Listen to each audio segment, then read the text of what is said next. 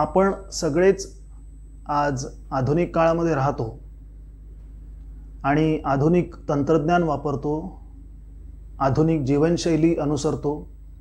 पण आधुनिक या शब्दाचा नेमका अर्थ समजून घेणं इतिहास आणि साहित्य समजून घेण्यासाठी आवश्यक आहे।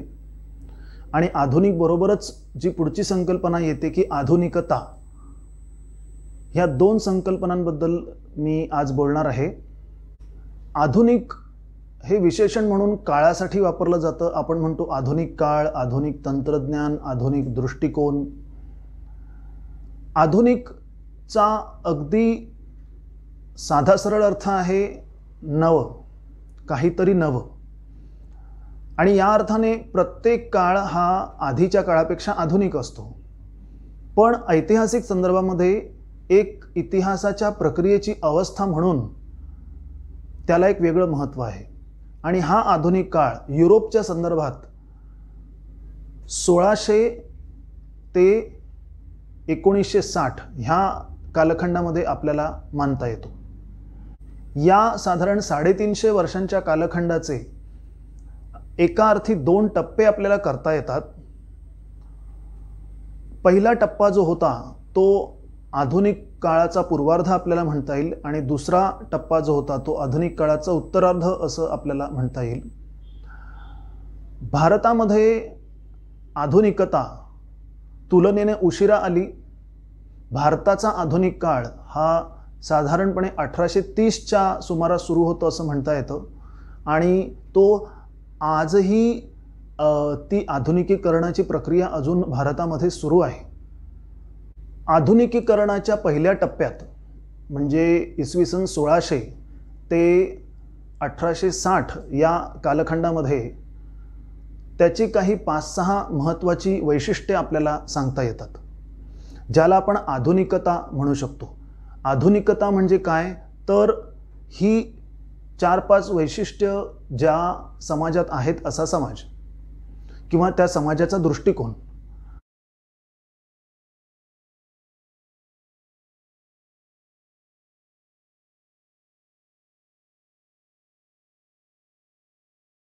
यातील पहिलं जे वैशिष्ट्य आहे ते आहे लोकशाहीकरण।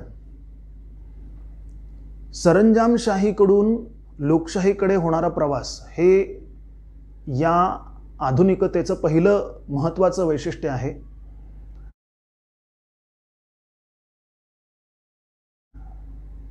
हे लोकशाहीकरण एकदम झालं नाही।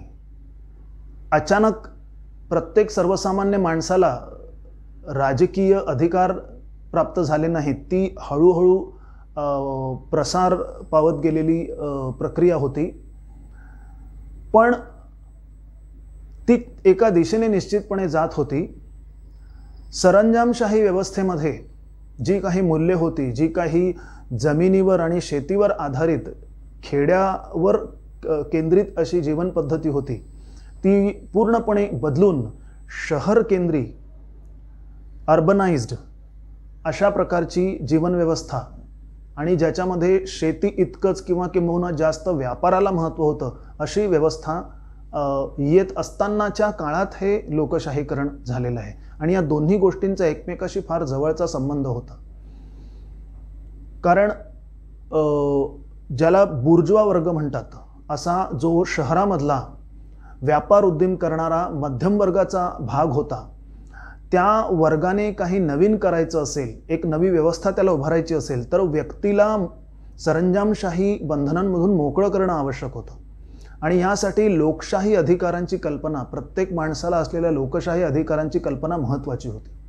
त्याचबरोबर प्रत्येक व्यक्तीला असलेला संपत्तीचा अधिकार, राईट टू प्रायव्हेट प्रॉपर्टी, हा सुद्धा अतिशय महत्त्वाचा होता। तर लोकशाहीकरणाकडे जाणाऱ्या अनेक उलथापालथी आपल्याला युरोपात इसवी सन 1600 नंतर झालेल्या दिसतात। त्यामध्ये ब्रिटनमधलं सिव्हिल वॉर असेल, फ्रेंच क्रांती असेल। आणि ही प्रक्रिया अगदी ब्रिटनमध्ये कामगारांना आणि महिलांना मतदानाचा अधिकार दिला जाईपर्यंत 1919 पर्यंत सुरू होती। आधुनिकतेचं दुसरं वैशिष्ट्य असं आपल्याला सांगता येतं की भांडवलशाहीकडे झालेला प्रवास, भांडवलशाहीची झालेली स्थापना।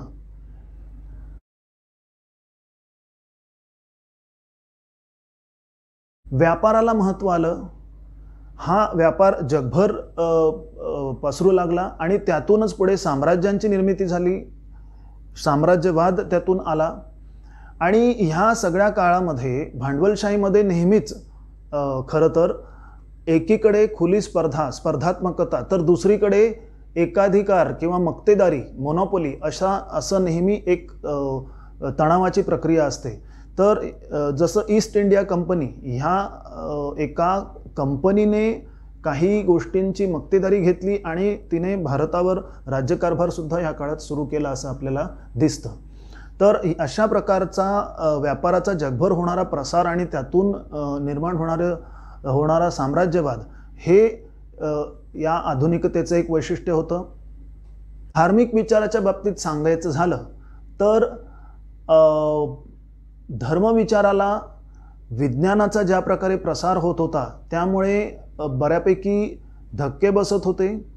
खरं तर धर्मव्यवस्थेमध्येच सुधारणेला सुरुवात झालेली होती मार्टिन लुथरच्या बंडानंतर, प्रोटेस्टंट पंथाच्या स्थापनेनंतर.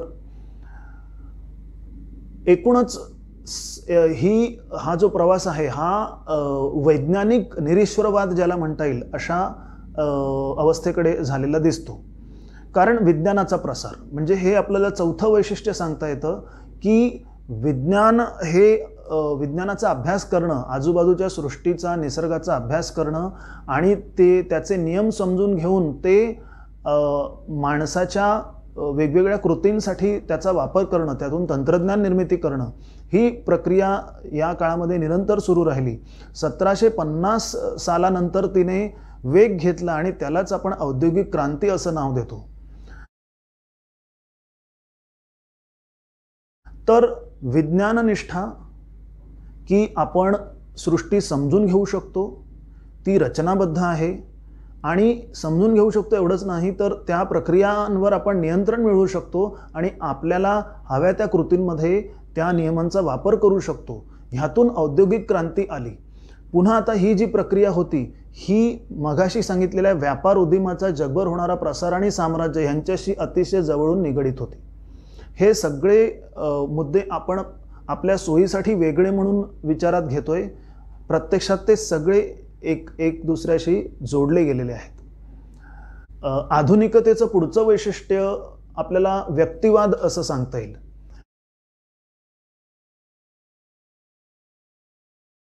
पहिल्या मुद्द्यात मी सांगितल्याप्रमाणे लोकशाहीकरणाची प्रक्रिया सुरू असताना व्यक्तीचे अधिकार, bill of rights of man ह्या संकल्पना पुढे आल्या आणि उत्तरोत्तर हा व्यक्तिवाद वाढत गेलेला दिसतो आपल्याला.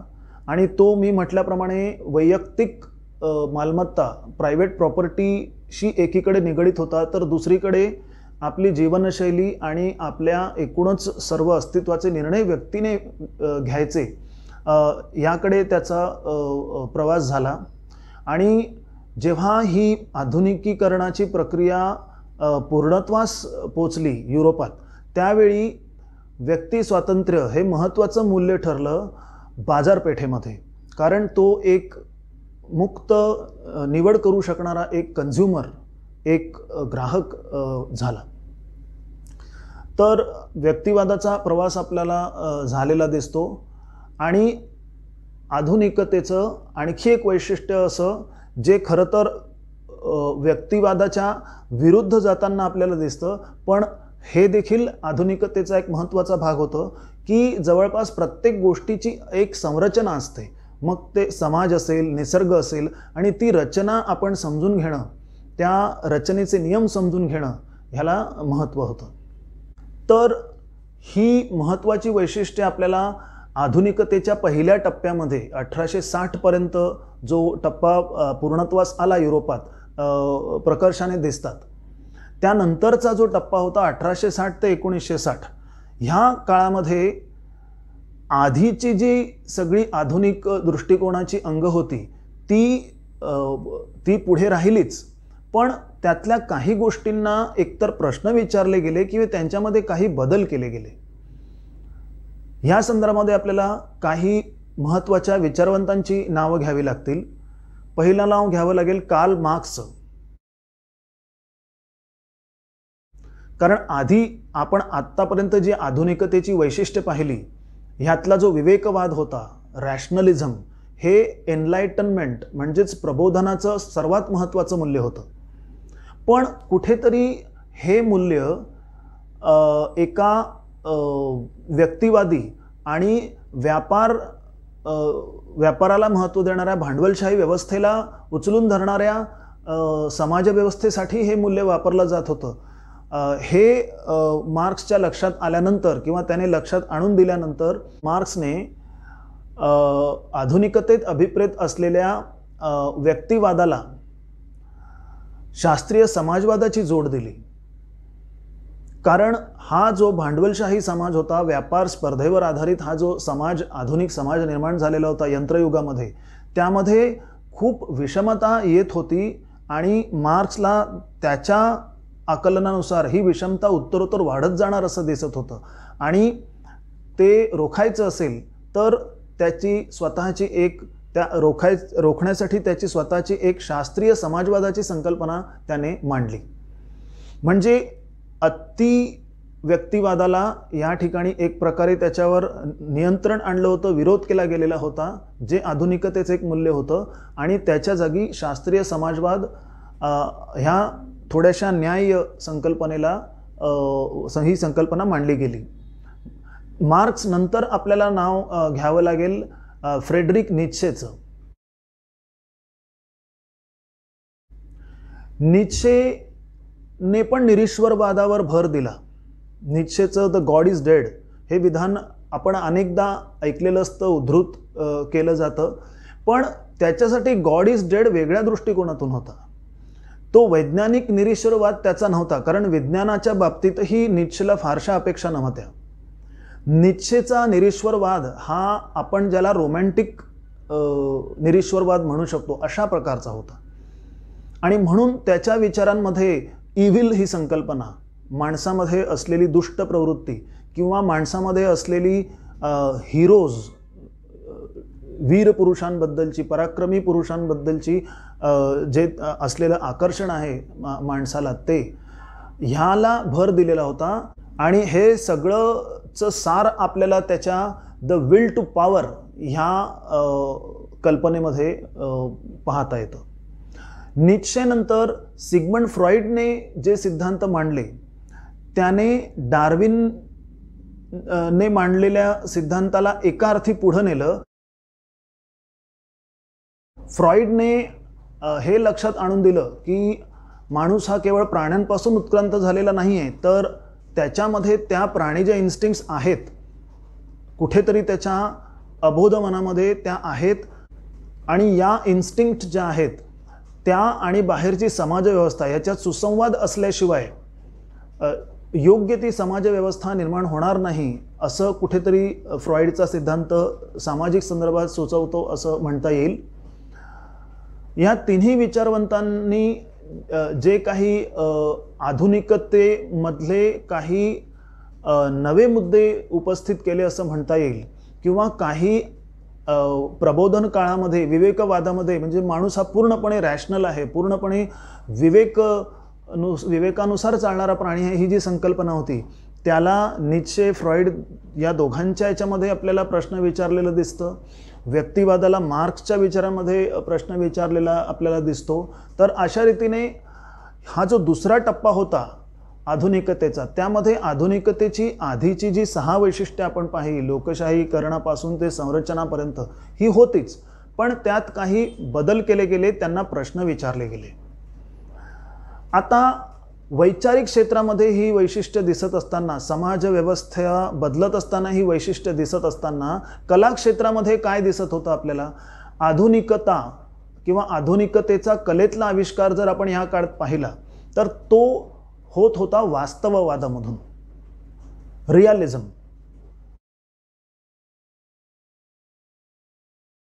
तर जे आहे तसं पाहणं आणि आहे तसं पाहणं शक्य आहे, ह्या विचारातून सर्व कलांमध्ये वास्तववाद आपल्याला आलेला दिसतो.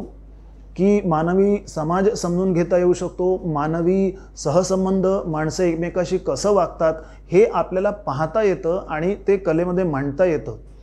असं त्या वास्तववादामध्ये गृहीतक होतं. अर्थात केवळ वास्तववाद ही एकमेव आधुनिकतेची कलात्मक काय म्हणता येईल आपल्याला अभिव्यक्ती नव्हता, तर या प्रकारच्या वास्तववादाला किंवा विवेकवादाला प्रश्न विचारणाऱ्या किंवा वेगवेगळ्या दृष्टिकोनातून विरोध करणाऱ्या कलात्मक प्रवृत्ती पण होत्या. एक प्रवृत्ती म्हणता येईल जिने माणसातल्या साधेपणाला, माणसातल्या भावभावनांना महत्त्व दिलं, ती होती रोमॅन्टिक कला शैली. आणि त्याचवेळी माणसातल्या दुष्ट प्रवृत्ती आणि विनाशक प्रवृत्ती ह्यांच्याकडे लक्ष देणारी जी कलात्मक प्रवृत्ती होती ती गॉथिक म्हणून काही वेळा आपल्याला त्या काळच्या कलेमध्ये व्यक्त झालेली दिसते. त्यानंतर काही वेगवेगळ्या दृष्टिकोनातून पुन्हा काही मध्ययुगीन कल्पनांकडे कलेनं जायला सुरुवात केलेली आपल्याला दिसते. प्री रॅफेलाइटिझम म्हणून एक चळवळ होती, ज्यात मध्ययुगीन कलाशैलींकडे वळण्याचा प्रयत्न झालेला दिसतो. जॉन रस्किन, ज्याच्या विचारांचा महात्मा गांधींवर खूप परिणाम झाला होता, त्या जॉन रस्किननं पुन्हा जे कलाकुसर करणारे कारागीर होते यंत्र येण्यापूर्वी किंवा औद्योगिक क्रांती होण्यापूर्वी, तर पुन्हा त्या आर्टिझानल लेवलला कलेला त्याला न्यायचं होतं. तर आज आपण फक्त आधुनिक काळ आणि आधुनिकता, आधुनिकतेची वैशिष्ट्य कोणती, आधुनिकतेचं वैचारिक अंग हे आपण पाहिलं. आधुनिक विचारसरणीमध्ये काय काय येतं हे आपण पाहिलं आणि आधुनिकतेचा कलात्मक आविष्कार कसा झाला हे आपण पाहिलं. पण आधुनिकतावाद हे नेमकं काय होतं हे बघण्यासाठी आपल्याला पुढच्या भागात भेटावं लागेल. धन्यवाद.